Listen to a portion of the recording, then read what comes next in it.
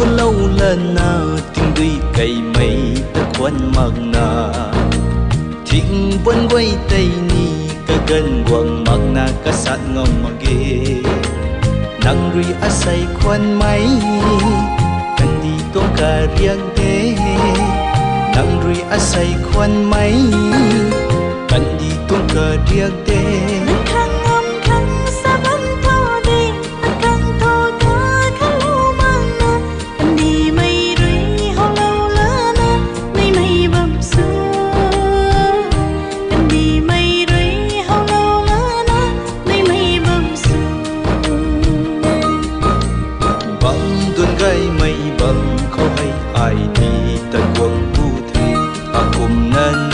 ra cùng gai mây tinh dinh cùng dinh bom gió đàn mây nắng như lông ti hay đâm đất khăng khăng xì ni mò khe bông ni kỳ bông bông chi kỳ tăng anh mình xô na băng thu thâu bề bông ni kỳ bông bông chi kỳ tăng anh mình xô na băng thu thâu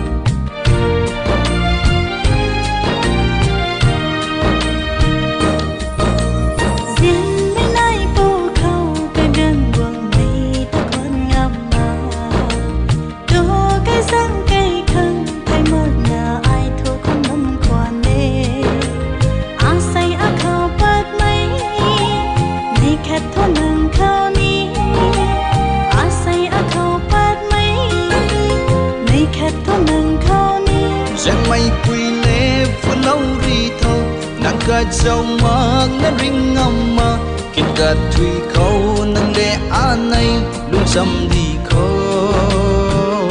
kinh cả thủy khâu nắng lệ an này luôn dầm đi khâu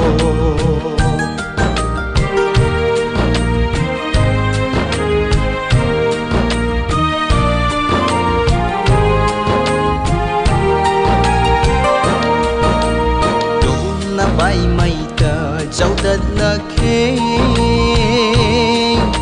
nắng là đê à không gai liêng mây thôi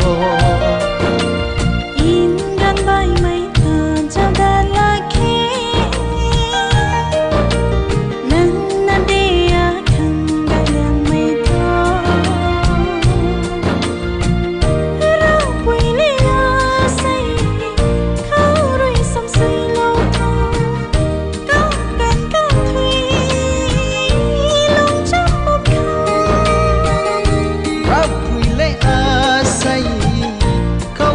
sầm suy lâu thơ cá gần cá thủy